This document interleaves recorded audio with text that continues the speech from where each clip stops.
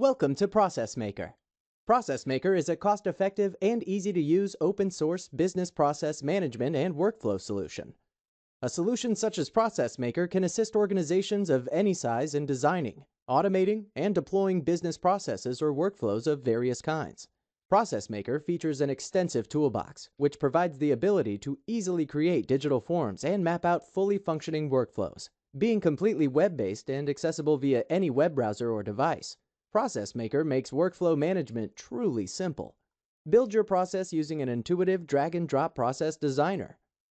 Business analysts and subject matter experts can build a process model using our BPMN 2.0 compliant process modeler by simply dragging and dropping process elements onto the process map.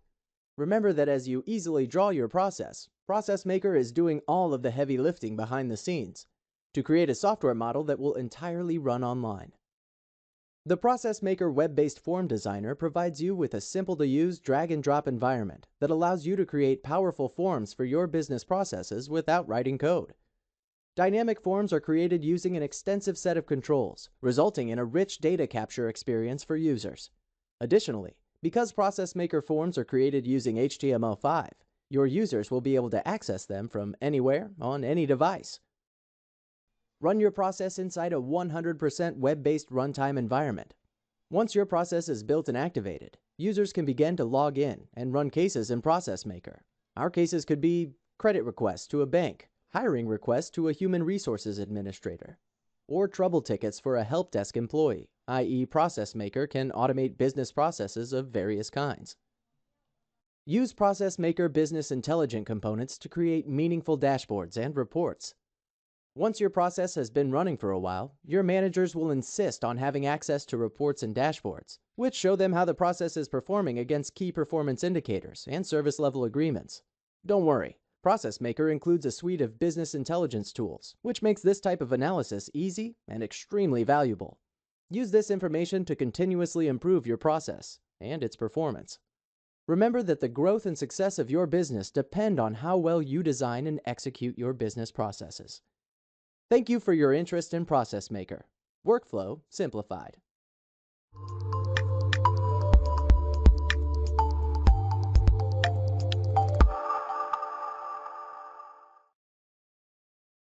Good afternoon.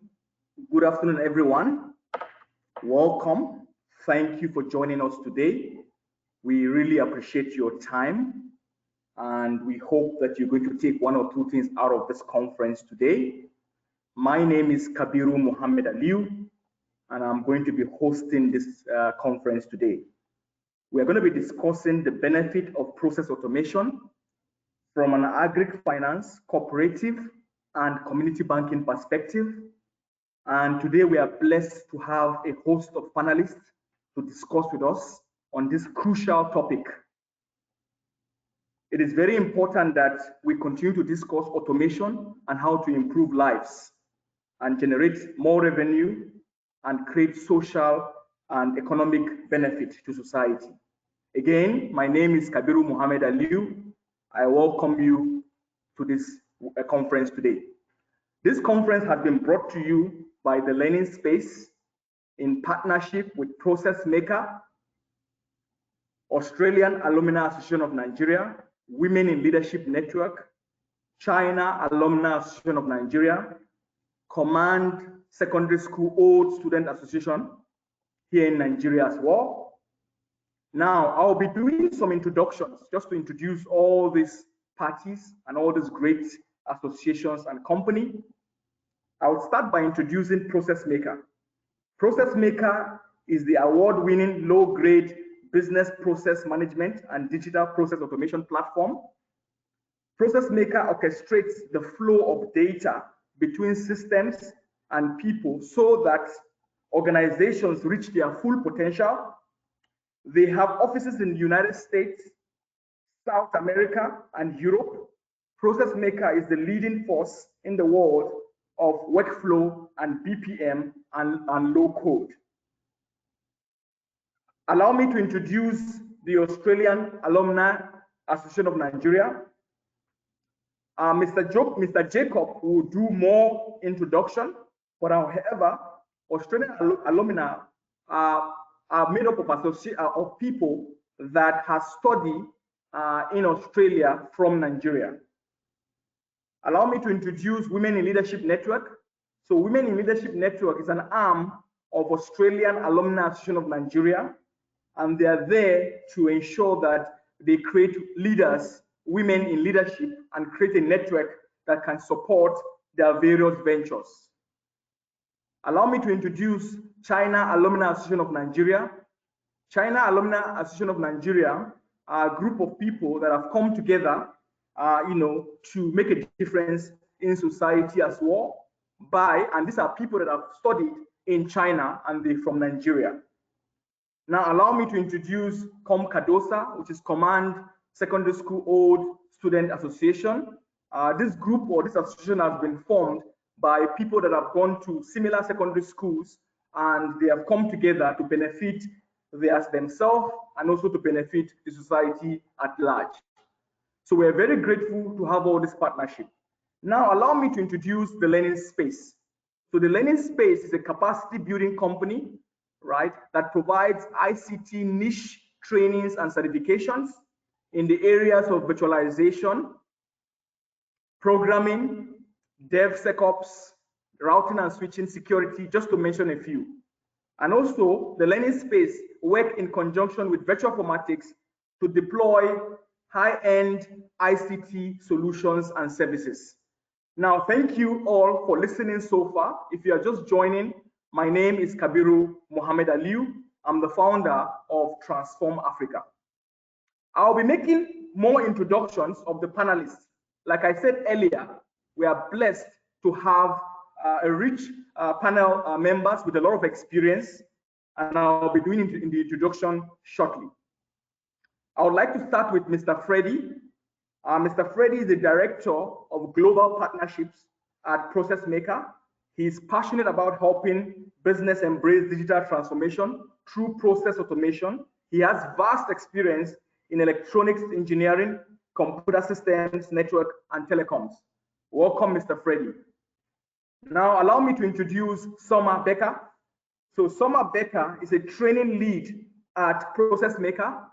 She's originally from Wisconsin, has lived in China and Bolivia for a combined 6 years. She's now based in North Carolina. Welcome. Now, allow me to introduce Dr. Bridget Nwagbara.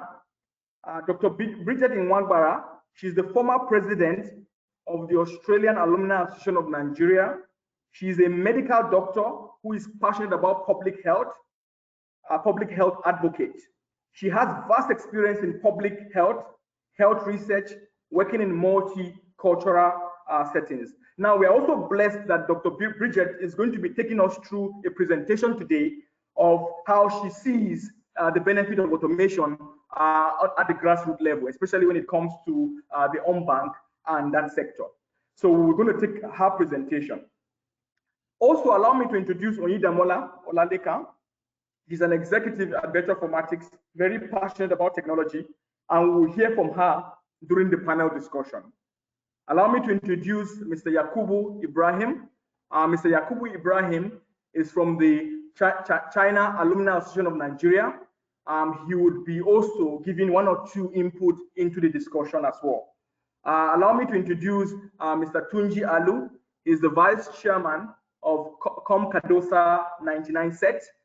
He's a lecturer, and very passionate about technology and developing youths in Nigeria and in Africa. Now, welcome again. My name is Kabiru Mohammed Aliu. At this juncture, I would like to call on Mr. Jacob Kusu to introduce more and to give us our opening remarks and our welcome remarks. Thank you very much. Good day, panelists. My name is Jacob Kusu. I'm the Secretary General of the Australian Alumni Association of Nigeria, one of the partners in this webinar. I work with the Federal Ministry of Agriculture and Rural Development in the Department of Animal Husbandry Services. On behalf of the Australia Alumni Association of Nigeria, I wish to appreciate Learning Space for organizing this webinar. I also wish to appreciate the partners, Australia Alumni Association of Nigeria, Women in Leadership Network, the Command Secondary School Australia Association of Nigeria, and then the China Alumni Association, and all the panelists that are together going to look at this very important topic. Now, the topic today, which is the benefits of process automation at grassroots level, that is agri-finance, banking, the unbanked, and community banking, is a very important topic.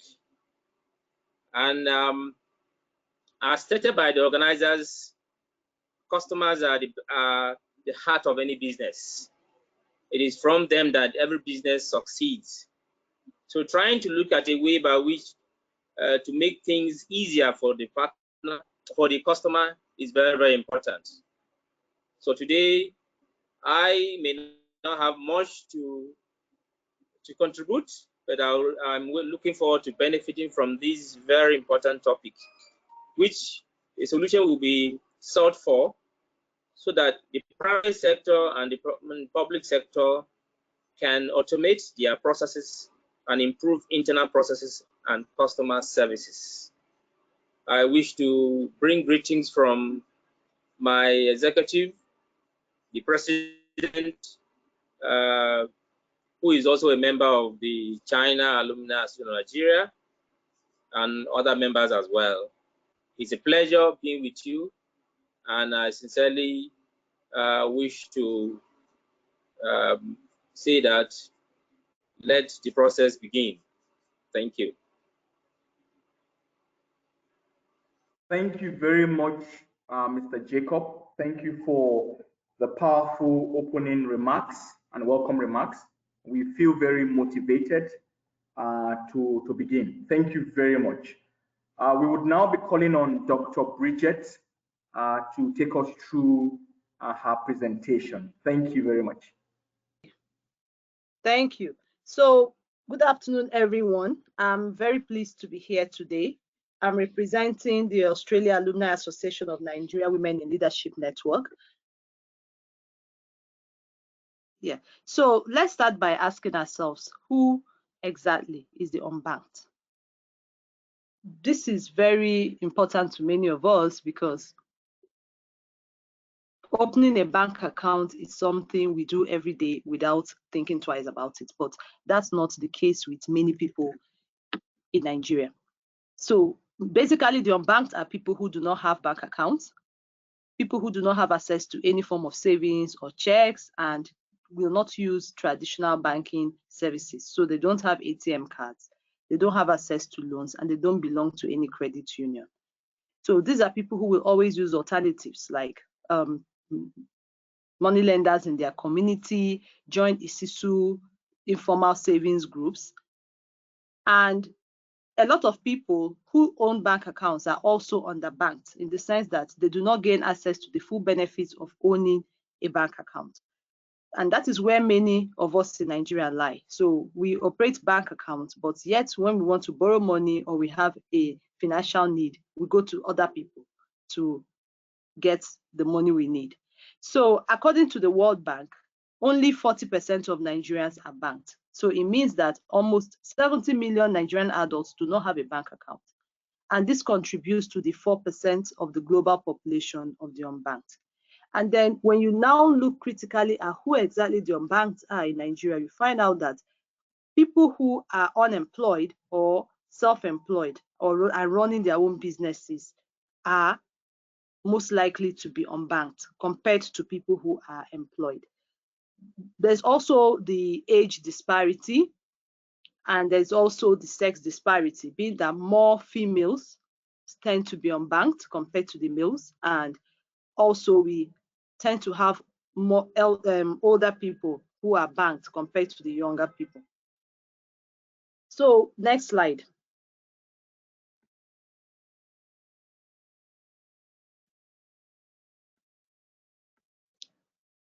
So where do we find these people?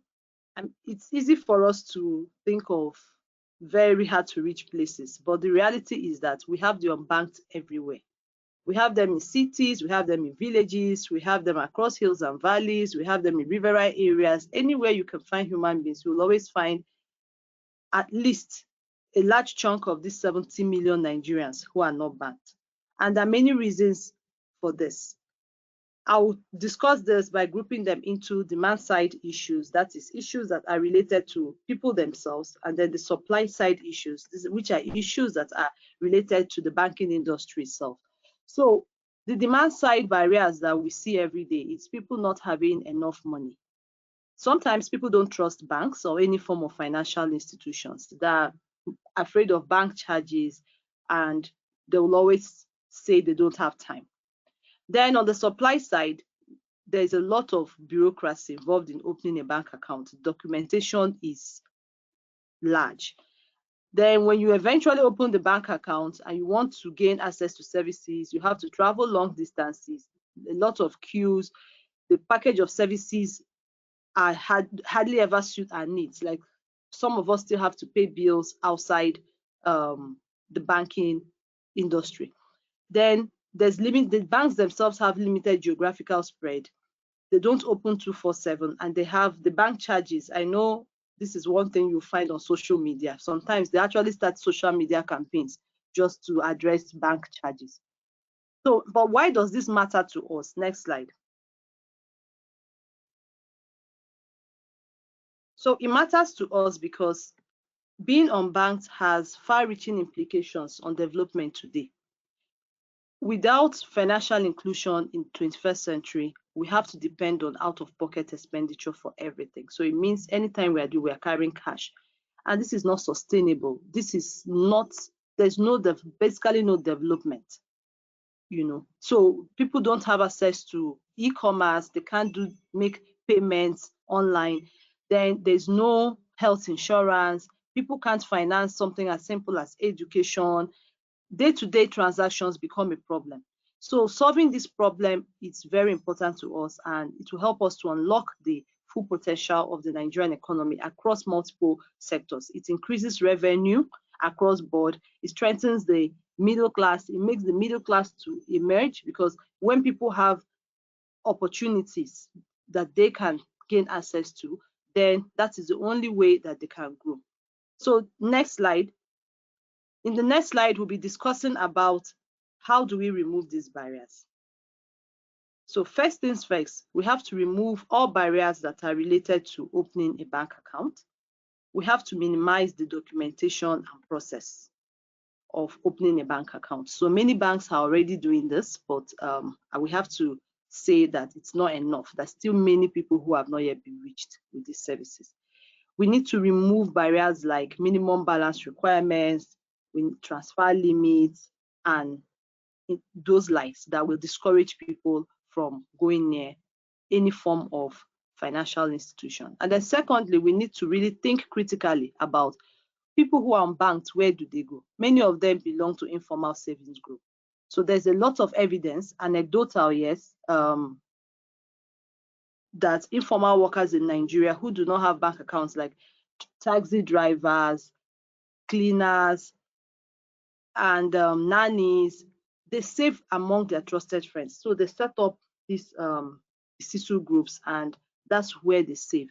So one thing we need to do is to look at how to formalize them and bring them into the formal financial institutions. Then the third thing we need to do is to educate the people about the benefits of banking and to build trust. This is very important, because the more we have those social media campaigns talking about distrust for banking, and maybe due to the charges, the more we get people who are discouraged to bank. And that is the reason why we'll advise that most financial institutions should consider educating people about whatever they want to do. And then the fourth one is to automate the process for financial transaction, and that is why we're here today. So we have seen that recently with the advent of mobile applications, USSD, we've been able to kind of cut the queue. ATMs, but there's still a lot that we need to do. So we need to take this to a higher level to actually being able to reach people who are grossly underserved with these services and in a manner that suits their needs. So if they have needs for loans or credit, we should be able to provide it to them. If they have needs to pay bills, we should be able to provide it to them. And last and not the least, we also need to automate the process in a manner that it helps people to build their credit history. So in Australia Alumni Association of Nigeria, in working with cooperatives in the mining industry and in the agri industry, we've realized that one thing people don't have is that credit history. So they're unable to access loans to expand their businesses, even when we support them to formalize. So whatever financial transactions that people are doing, we need to automate the process in a way that it builds this documentation for them and use this documentation to advocate on their behalf to be able to gain access to services. For instance, as a doctor, I've always wondered, now that we have something like recharge and get paid, can it be unlocked further to create a micro health insurance scheme that when pulled across a large amount of people can actually help us to achieve universal health coverage? So it's so those are the kind of things we need to think of as we move forward. So next slide.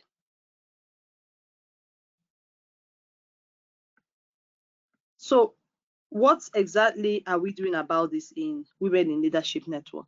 So this is one area that we have looked at critically. We have worked with the mining sector, we have worked with the agri sector, we have worked in the health sector, and we found out that financial inclusion, non-inclusion is a very big barrier to making any meaningful development in Nigeria.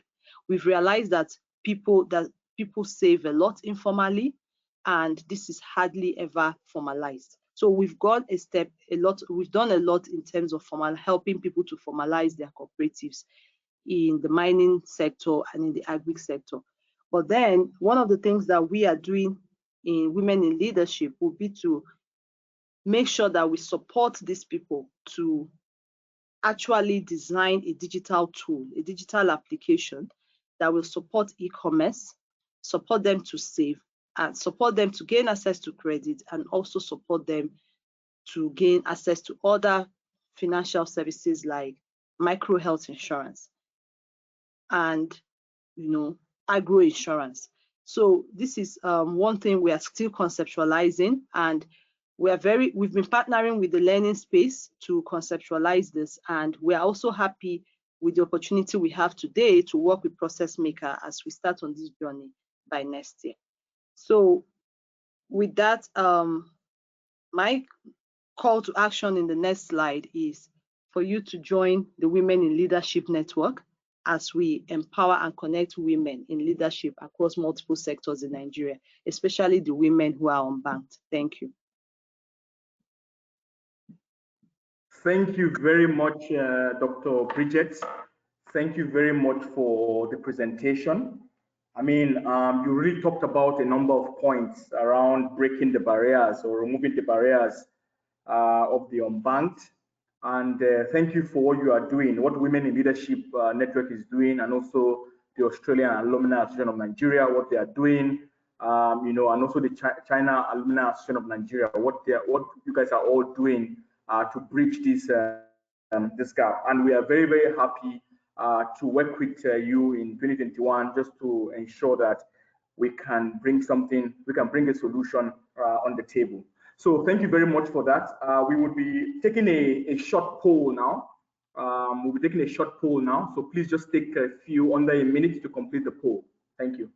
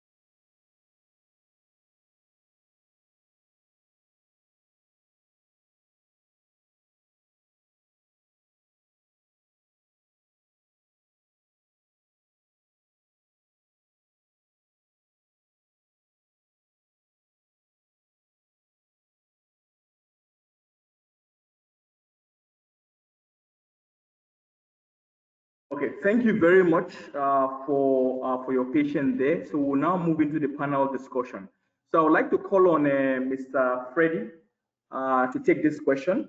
And the question is, how can we figure out which process to automate first that can contribute to cost saving, increase productivity and profit? Thank you.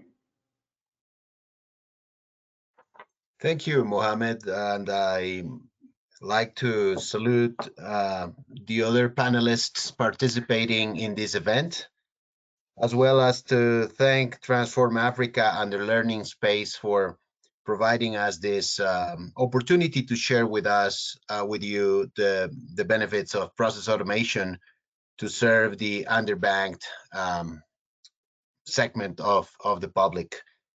Typically, a company in the financial industry will have a set of priorities to understand where the most urgent needs rest.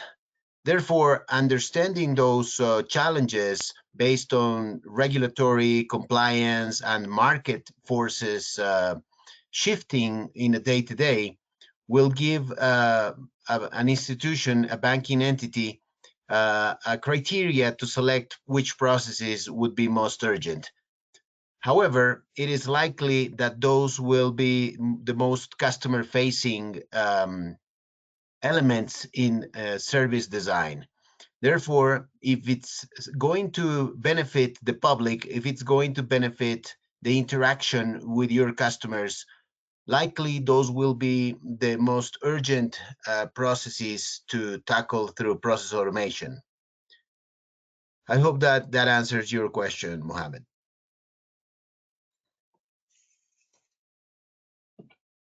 Yes, thank you very much, Freddie, for that.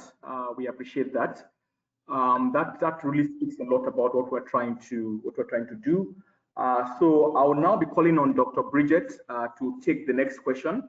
And really, we just want to get a sense, what are some of the key challenges facing the unbanked in Nigeria? And I think you have talked about this point already. However, this is an opportunity just to shed some more light, maybe leading from what Freddie has just spoken about. Thank you.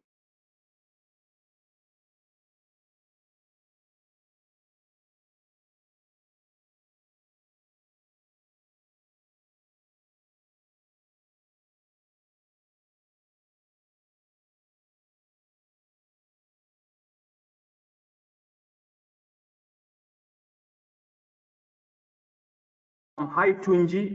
Please, can you take this question just from your own experiences and what are some of the key challenges facing the unbanked in Nigeria from your perspective? Thank you.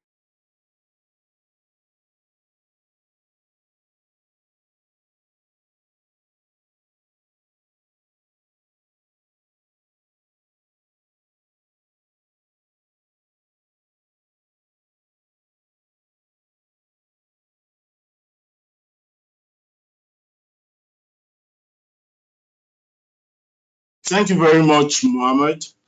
Can you hear me? Yes, please proceed. Thank you. There are a lot of challenges that are facing the unbanked in Nigeria.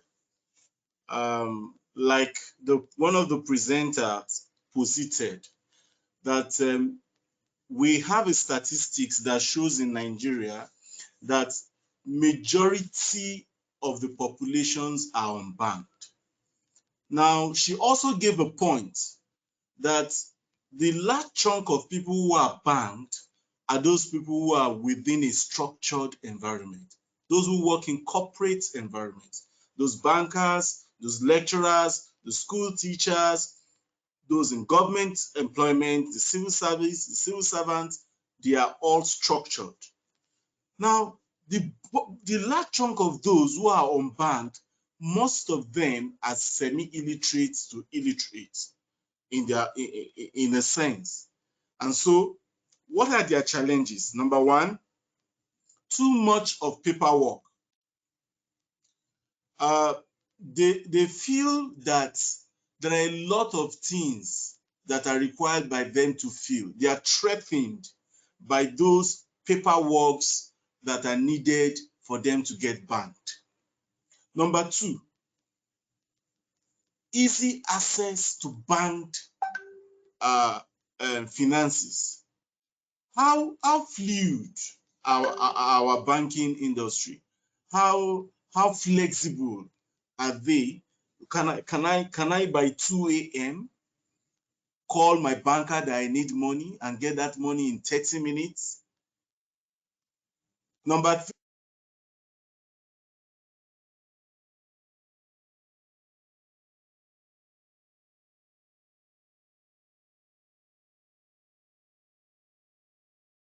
so there are a few of these that poses challenges to this unbanked category of Nigerians. And in the course of this discourse, we would like to look at the solutions on how to get them. But these are the challenges that I see from my experiences with interacting with people and working with people in Nigeria. There's also the distrust from them. They don't believe that their monies are safe or with the bankers or there's just this distrust between this category of unbanked with the structured society. They also feel that people might have eyes on them if they know their real worth. So there's also this idea within the locals that they don't want people to actually know what they are worth. So these are some of the little challenges and that people within the space, within the Nigerian space, faces. Thank you very much. Thank you very much, Tunji, for that. Thank you for the point that you have raised. And thank you for also giving it from your perspective. So we would like to go for the next question. So Tunji, again, if you can go for this particular question, what are some of the challenges facing some of those who have not gone digital but require funding in Nigeria? Thank you. Thank you, Mohammed. Thank you for this opportunity again.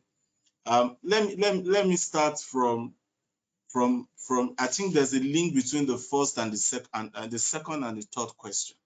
I was trying to quickly lay a foundation that one of the challenges of the unbanked is that they have this resistance to changes in technology among them, And what are these resistance? Number one is the lack of awareness or the benefits that this new technology brings. Most of them, like I told you, they're between the illiterate and semi-illiterate folks. So there's this lack of awareness among them, lack of awareness in the direction of not knowing the benefits that these new technologies bring. The other thing I tried to bring out also was the risk factor. There's this fear of risk. If a bank liquidates, what can happen to my money? These are some of the few things I wanted to put in perspective. Also the security aspect. I remember there's a paper written by Dan Kwambo 2009 where he established the relationship between security, fear, and the risk factor in relation to the unbanked. I think Dan Kwambo 2009, published in a very, very high impact journal. So there's this high rate of illiteracy. There's also the high cost of internet. One of the challenges is the internet. How well can we get the internet at a very low cost in the Nigerian space? These are some of the issues that government and people in the in the private sector should also look at when designing solutions for the unbanked. And then going straight back to the question posed to me about some of the challenges facing those who have not gone digital but require funding in Nigeria. Nigeria is a very special space where we have very, very educated people, but do not have the required funding to put their skill in commercial quantity.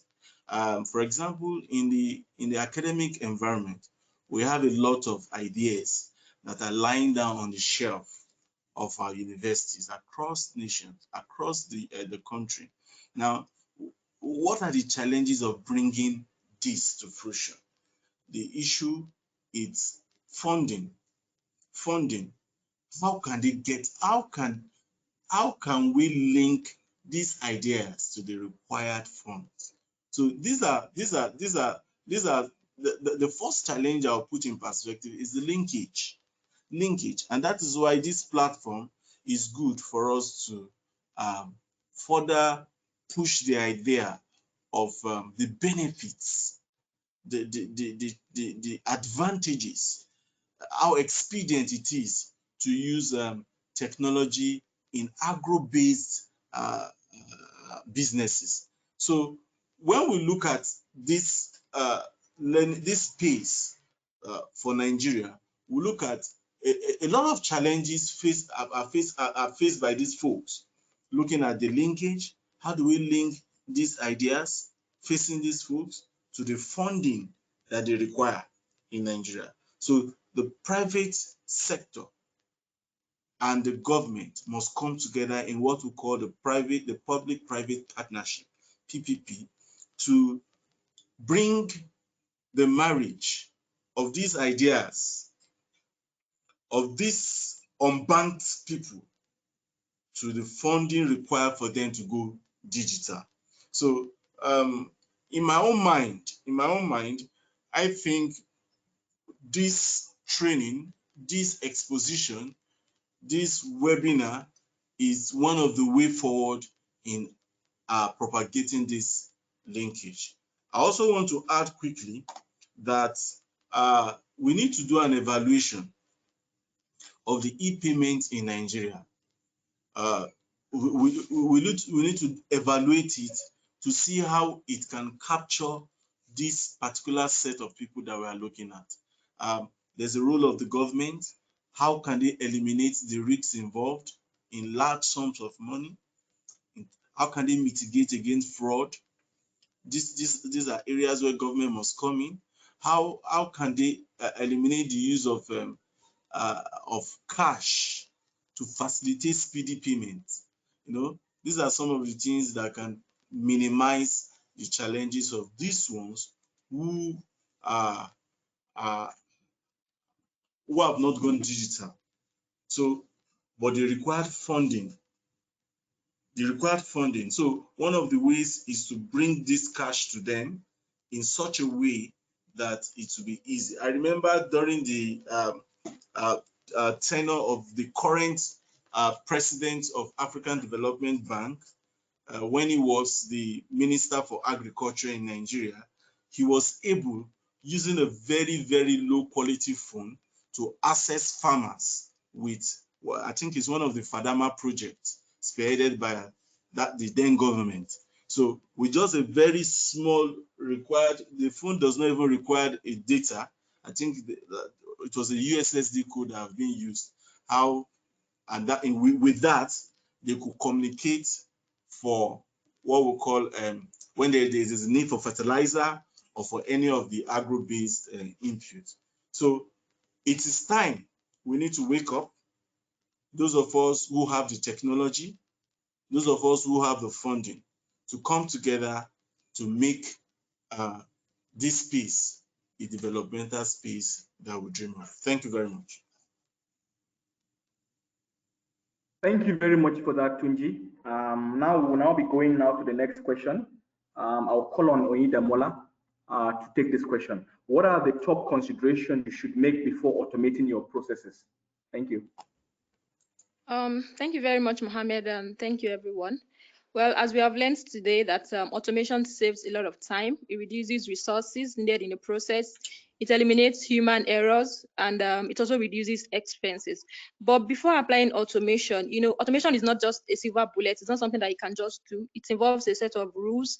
It involves machine learning, analytics, which effectively handles all our repetitive tasks, all our paperwork and all of this thing that we do over and over again.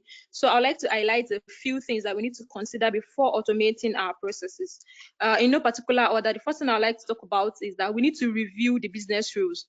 Before automating your process, you need to examine the business rules for any repetitive tasks that you have.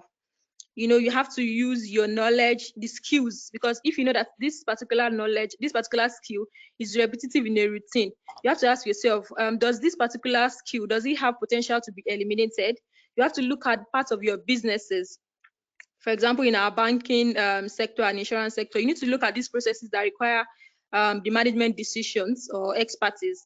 You need to ask the questions like, do your managers make decisions based on some rules of terms that you can capture and automate?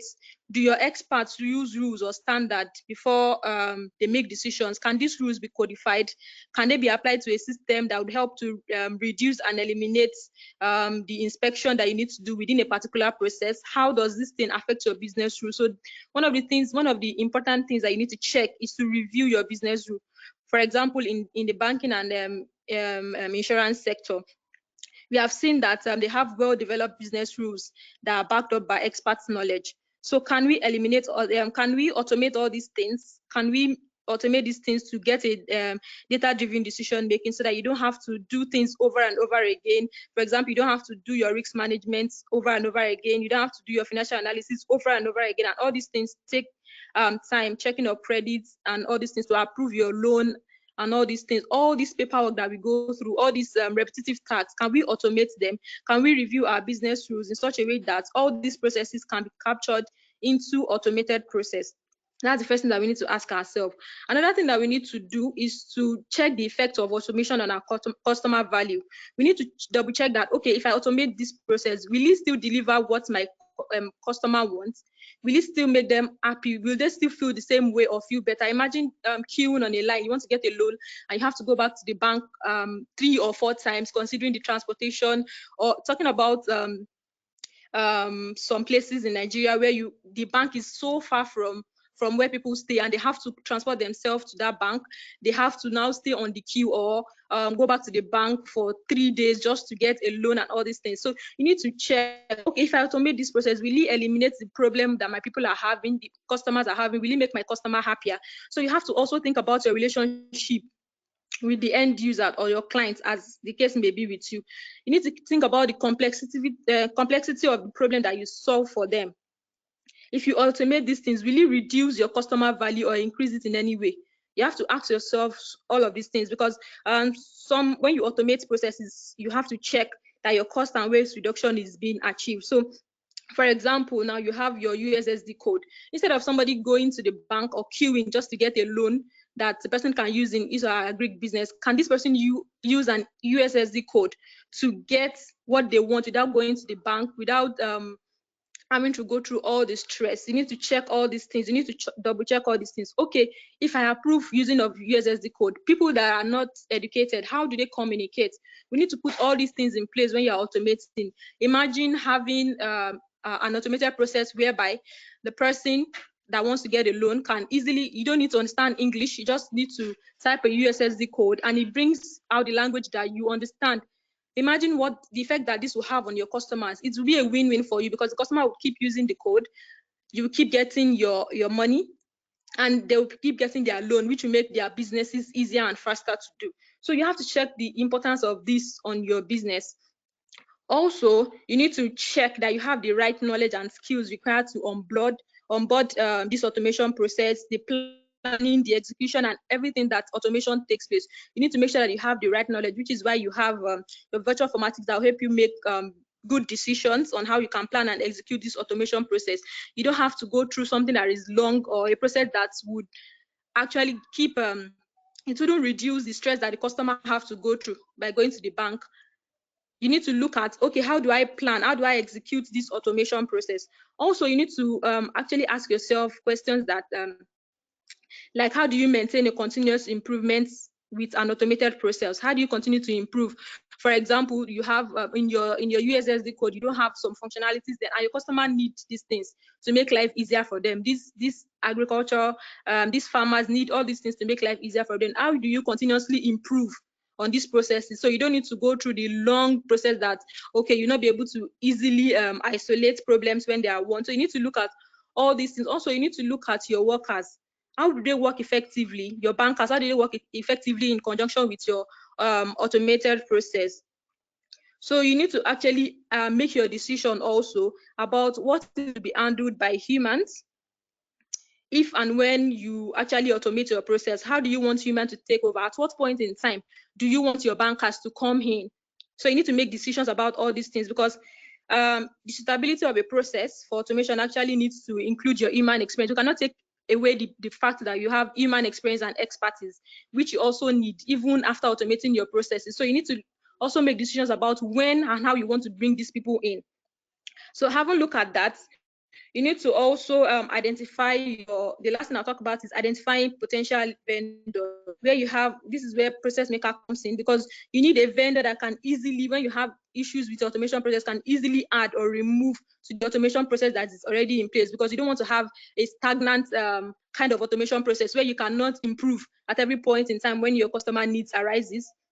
So that's why you have to look for, you have to identify a good vendor, a potential vendor, like your process maker, which has one of its policies known as the know your customer. So automating your process does not mean that you don't still have a one-on-one relationship with your customer. When the need arises, you know your customers, you know how to attend to them. Which is where your human expertise and knowledge comes in. You also have you have to think about your compliance policies. Automating my process really comply to all the policies that we have in the banking sector. You need to put all these things in place. Make sure that your automation conforms to all the compliance policies that you have, your anti-fraud policies, and all of these things. So you have to make sure that you identify your vendor, and you know that your vendors have all these things in place. In conclusion, I would like to say that approaching automation of business process can, in order to create effective interaction between humans, which you cannot take away, your mechanicals and also your digital element takes more than just selecting a software. It takes a whole lot more than that. And I think we need to consider all these things that I've mentioned earlier to be able to identify and consider your processes and make sure that you make the right decision before automating your process. Thank you very much. Thank you very much, Oyedamola. Thank you very much. Thank you. I would like to call on Mr. Freddy just to take this next question. In such an unprecedented year, why is process automation of high importance during COVID-19? Thank you. Thank you for the question again, Mohammed. This is truly once in a lifetime situation that we are going through. The generations challenges that we are facing through the pandemic and the economic constraints that have been imposed in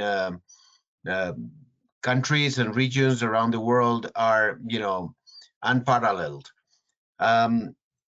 Being in a situation such as the one that Process Maker is in, and particularly us who work with the Global Partner Program, we are exposed to conversations and discussions on how economy is moving along, how the public is reacting to this situation, and so on. Therefore, we have been able to discuss at length with our partners in a global setting what best actions could be taken in order to facilitate the adoption and the adaptation process that people and businesses require all over the world. So we have come up with a set of sort of guidelines that would allow or help us react to this situation.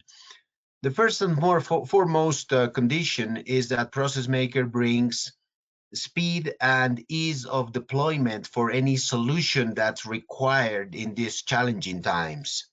Therefore, we have been able to enable work from home activities and transformations to take place by allowing businesses to facilitate transition to this new setup, creating work or job lists and work-related actions that need to be followed up. Also, governments have been eager to create programs to support the public as well as businesses. Therefore, Process Maker has been quick to react by partnering with some of these governments in creating platforms where procure payroll protection programs, tax benefits, and other government-related actions have been enabled for the public. In the end, it all comes down to creating a seamless customer experience that allows the end user to have transparency over the activity that they take place when they file for a tax benefit, or they file for a particular government program that banking entities are leveraging into their customer experience. Process automation is critical to creating this framework of benefits through transparency, speed of enablement, and so on. We see a significant opportunity to help communities in creating solutions to these challenging times. Thank you very much for that, Freddie. Thank you. I would like to call on Dr. Bridget to take the next question. Thank you. So Dr. Bridget, the question really is that what are some of the challenges facing those who do not have access to resources or living in a very remote area in Nigeria? What can organizations do to reach out? Thank you. Yes, so many people who live in very remote areas of Nigeria live in places where there's no geographical reach to a bank or any financial institution. So that's one barrier that they face. Then secondly, they also don't have access to the internet, as Tunji had stated earlier. So what organizations can do to reach out to them is to create applications that bypass these barriers. So that's where applications like USSD and also helping people, working with very grassroots organizations to organize these people to form cooperatives becomes very important. So that's where that's my take on this question. Thank you. Okay, thank you very much, Dr. Bridget. Thank you. Thank you very much for that. So we would then try and see whether we can get into some more presentations. Thank you.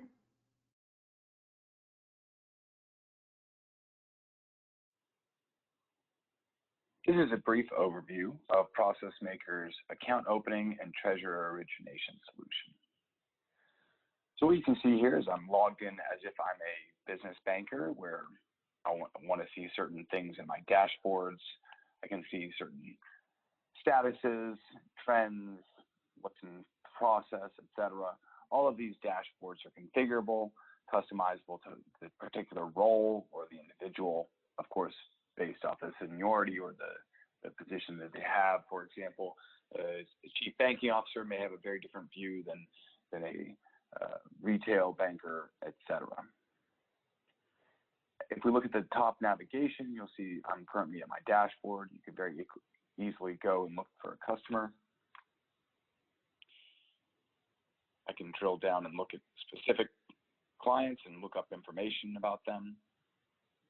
I can look at anything that's in process, so all of my workflows as they come in, whether in your account opening, treasury origination, those that are due this week. And of course, we can sort and filter these based off, again, the role and the individual. Individual to-do tasks, maybe past due, things that are upcoming, or all open tasks. We also have a notification engine where people can see and chat between parties, both with internal as well as external stakeholders.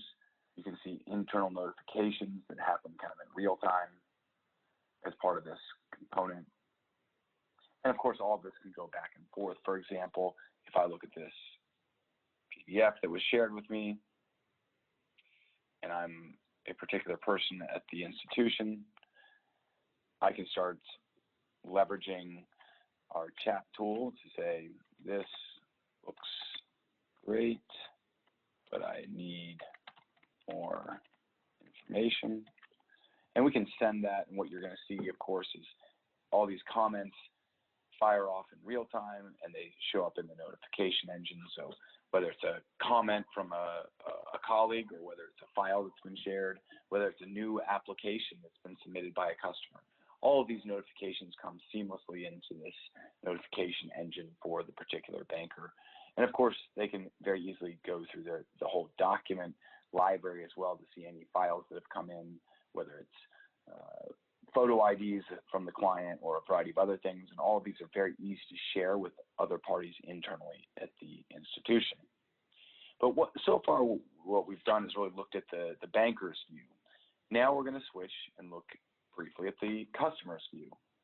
So for example, I'm going to look at this application here where a customer can apply for a new account with services added to that online.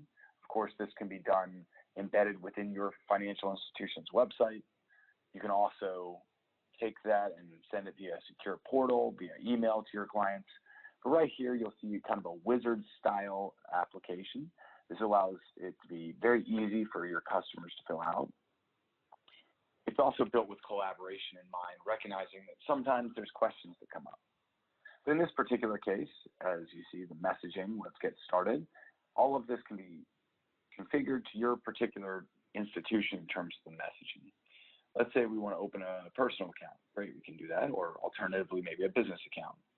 So let's say it's ABC company, and we start filling in the relevant information. You'll notice that we have help text as well as validation to make sure that the client can fill out everything, making it as simple as possible to use. They can continue through the process. Maybe they want to add signers to the account. And then, of course, again, it asks various questions. Would you like to open a bank account? Yes. Maybe you want to open a checking account, and ABC company is the main account holder, and Peter Brown is the signer. And what kind of services do we want? Maybe we want ACH services and mobile banking. And all of this is configurable to the institution, so you can set up your business rules based off of your particular products and services that you offer. And now the client can get to the verification piece. This is where they can upload directly any documentation they need to provide. For example, they can upload a driver's license. This all works with mobile devices as well, so they can take a picture of their driver's license and load that in. You'll also note that because ACH was selected, we also have a requirement for personal financial statements, among other things.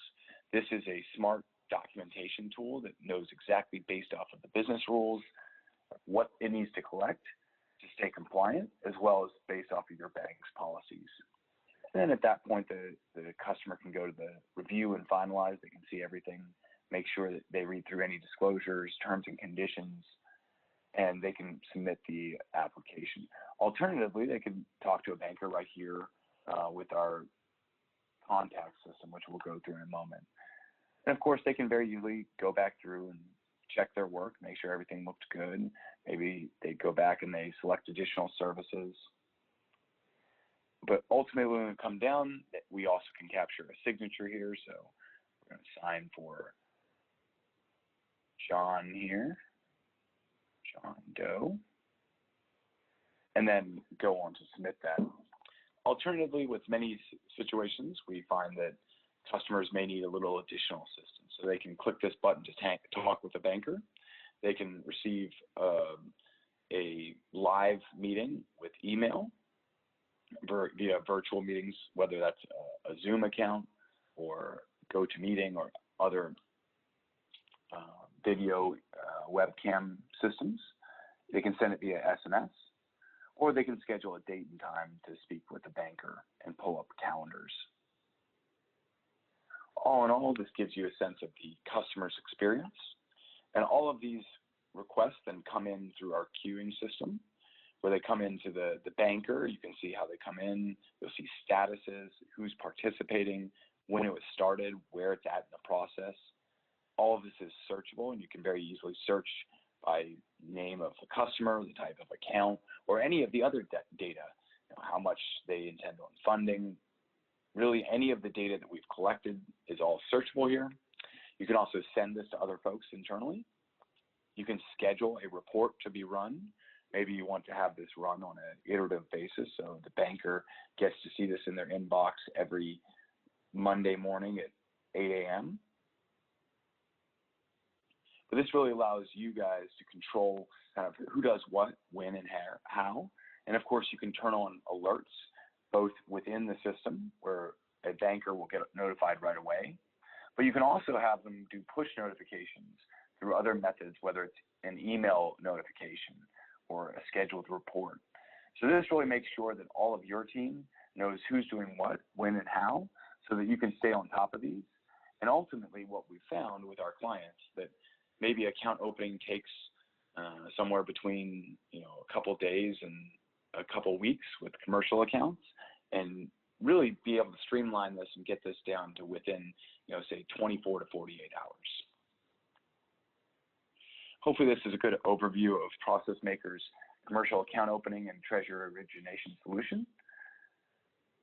Thank you for your time. I'm going to talk to you all a little bit about how to improve the customer experience at grassroots financial organizations with process automation software like Process Maker. So first off, I'm going to tell you a little bit about my company. Process Maker is the leading low-code digital process automation platform. But what does that mean to you? Our software makes it easy to automate critical processes such as account opening, treasury services, lending, risk and compliance, and many other core workflows to enhance customer experience and boost the productivity of your organization. Process Maker uses the most cutting-edge technology to provide our users with the tools to build and deploy workflows in weeks rather than months. Companies that use our software experience increased speed and cost savings by automating their processes to provide fast, high-quality service to their customers and optimize internal operations. So if that all sounds too good to be true, let me just show you all of the awards we won in just the past year. We are proud to have won these awards with all of the hard work and collaboration of our team at Process Maker to provide the best possible technology and service for all of our treasured customers. Also, while we are based in the US, Process Maker has a lot of locations and partners around the world to provide specialized service for the specific needs of your geographical area. So before I delve into process automation in the grassroots sector, I first want to talk about why companies in general should be using BPM software. First of all, many of our customers experience a significant return on investment after implementing process automation. By hosting workflows on a BPM platform, routine tasks are completed at a much higher speed, requests don't get lost from one person to the next, and human error is greatly reduced, making each employee more productive as well. As a result of these improvements, companies save both time and money by automating core processes. So now let's talk about some of the challenges faced by the finance industry. So more and more customers over the years have been acting with banks online rather than going to a brick and mortar location. These days, customers expect and often depend on an experience that is hosted completely online. However, due to the small size of most grassroots organizations, the online experience also needs to be personalized to meet the specific needs of the community where the bank is located. This is where technological capabilities of most traditional financial institutions limit the quality of the customer experience. A lot of banks are tied to legacy solutions that are not easily upgraded or have become core to operations, making the cost to replace those legacy solutions substantial. The cost of implementing the most cutting-edge solutions may also be insurmountable for smaller organizations to launch new products online.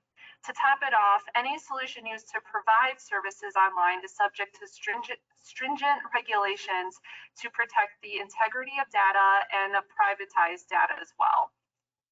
Protecting data online by adhering to the strict regulations in place makes it increasingly difficult for financial organizations to utilize the latest tech to provide the best customer experience possible. And finally, due to the changing demographics of today's world, customer expectations are constantly changing, making it difficult for smaller organizations to keep up with demand. So now let me go into how process automation can help solve the problems I was just talking about.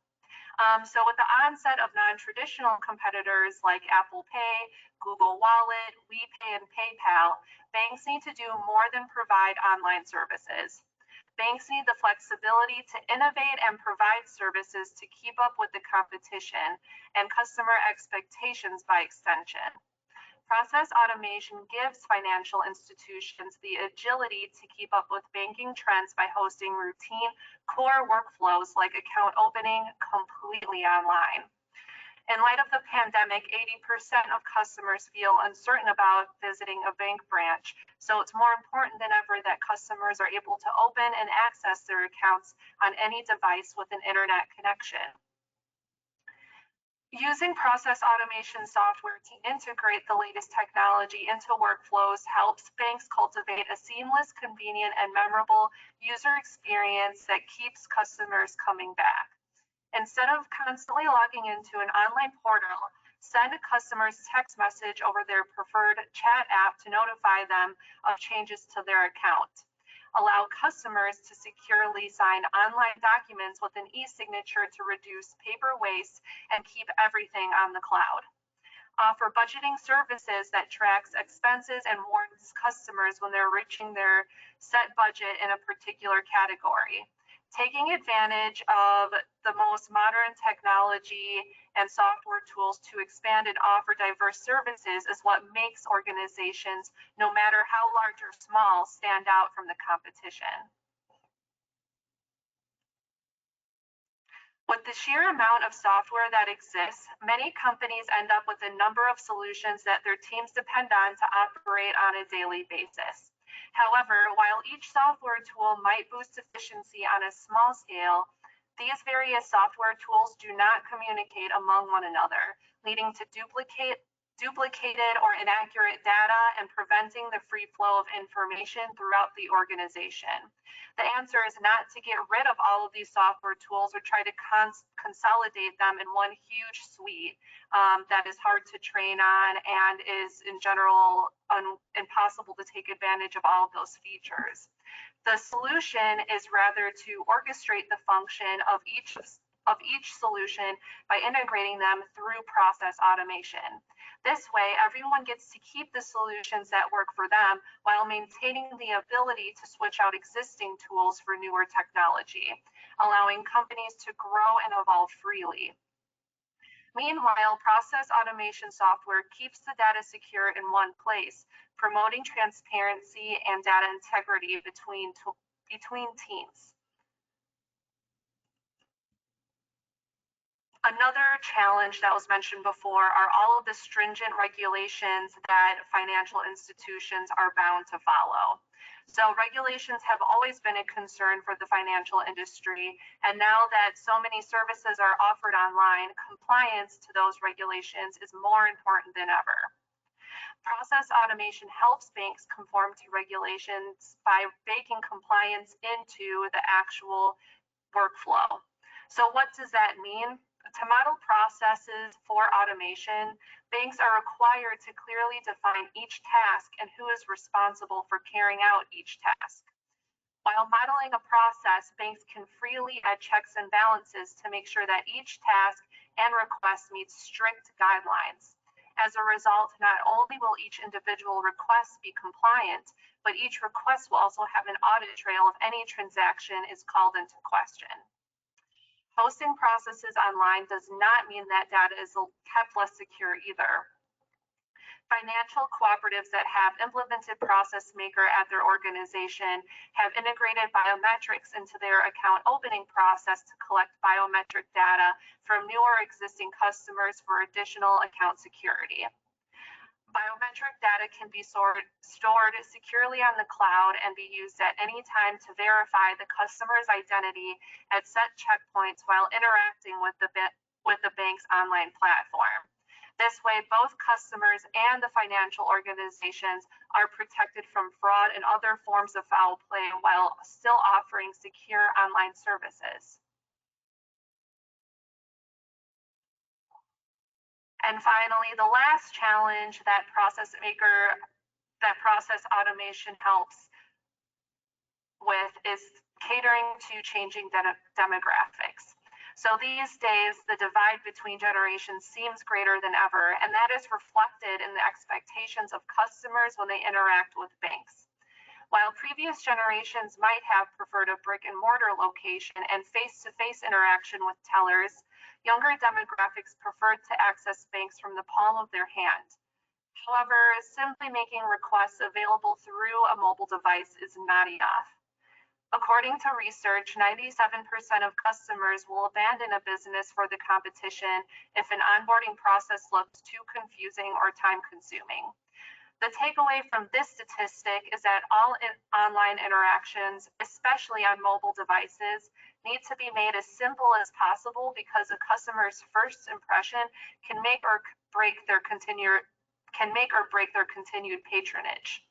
This is why it's important for financial institutions to constantly innovate the customer experience for the smoothest possible encounter. For small banks, the cost of innovation may seem like a deal breaker. However, as previously mentioned, the cost of process automation is relatively low compared to the benefits and flexibility that it delivers to organizations. The cost of BPM software is low enough that it's easily absorbed by the business rather than having to be passed on to the customer. Additionally, BPM software scales to the size of the business. Therefore, businesses can start off paying for just as much as they need and slowly add more services and capability as they grow. Process automation software can be tailored to work for the unique needs of an individual organization, so organizations can decide how much they are able to allocate for the features they need at a given time. After automating core processes, an entire world of possibility is opened up for any financial institution. Connect BPM software to other external applications to deliver an entire digital banking ecosystem for the customer and employees alike. The ability to pick and choose which software tools to integrate into workflows or leave behind keeps institutions of any size ahead of the competition by having the agility to constantly change, evolve, and personalize the customer experience for any demographic.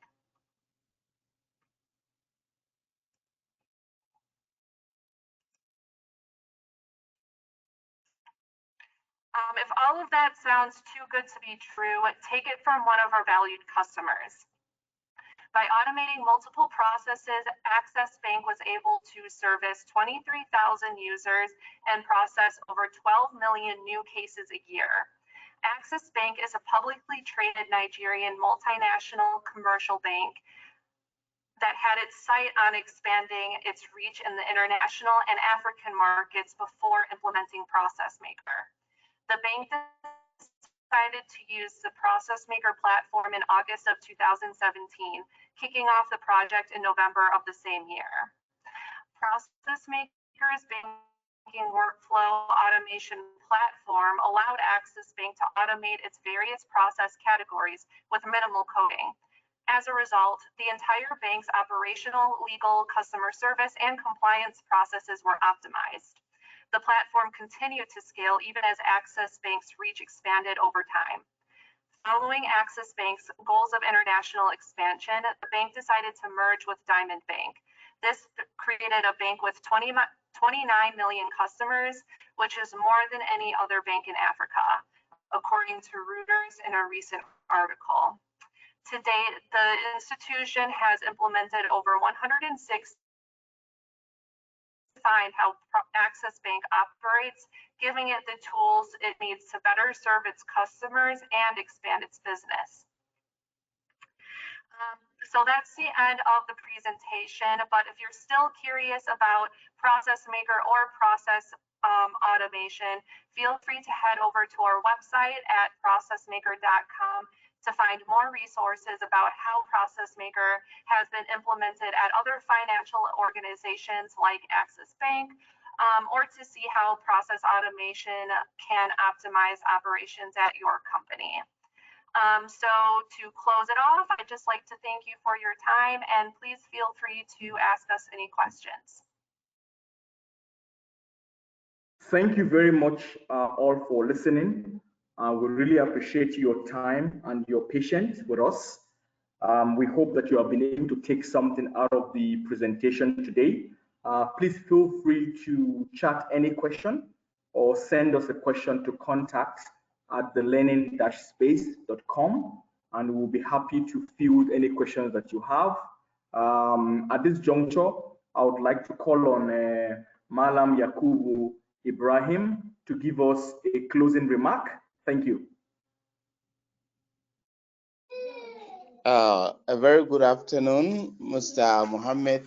Thank you very much for the very excellent coordination.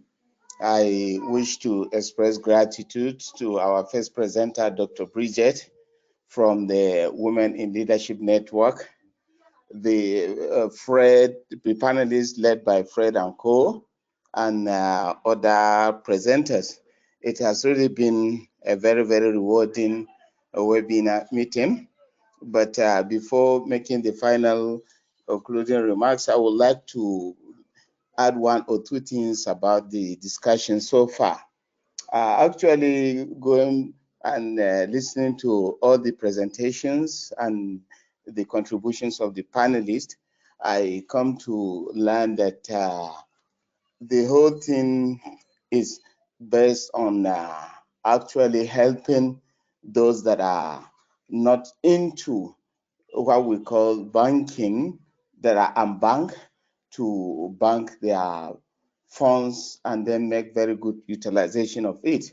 One thing I want us to consider when actually trying to help this category of women is to first and foremost look at what incentives are banks going to give.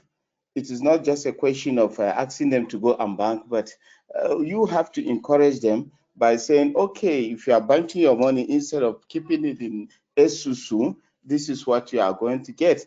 That is one. And secondly, and most importantly, please, if you look at the issue of automation of the process, you are talking about the workload, I mean, the workforce would be 100% in, like I just saw in the presentation, the last one now.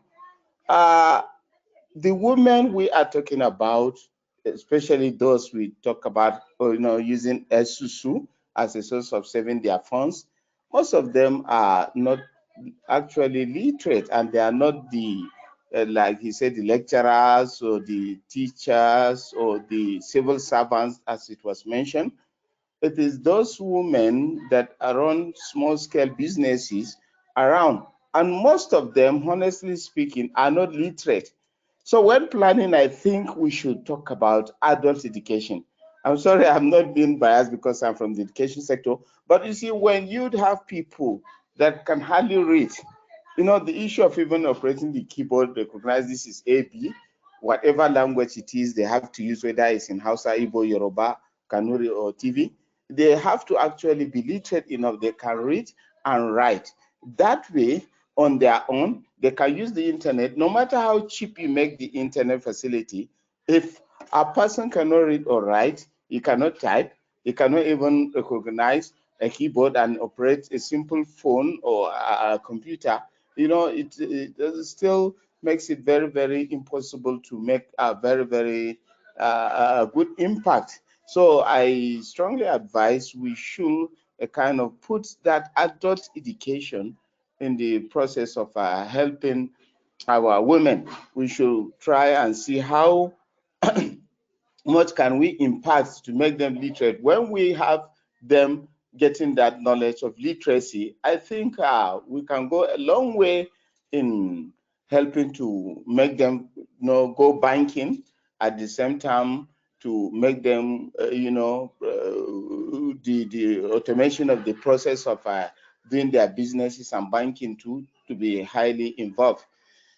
That is that of my contribution. And for the closing remark, wish to appreciate the Australian Alumni Association, Women in Leadership Network, the various presenters present today, and our other listeners that have not spoken, but they are there online.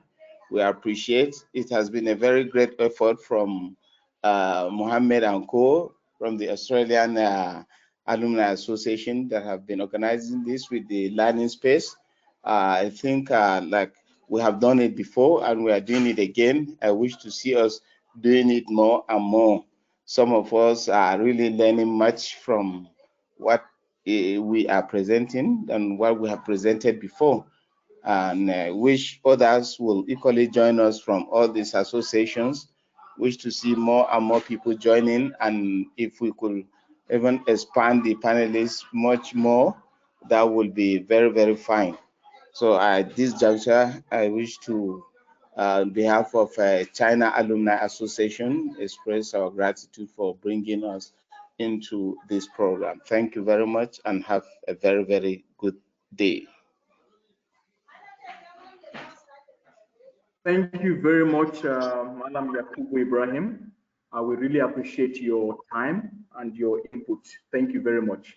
I would like to thank all the attendees, and I want to wish you a beautiful day for that. Cheers, everyone.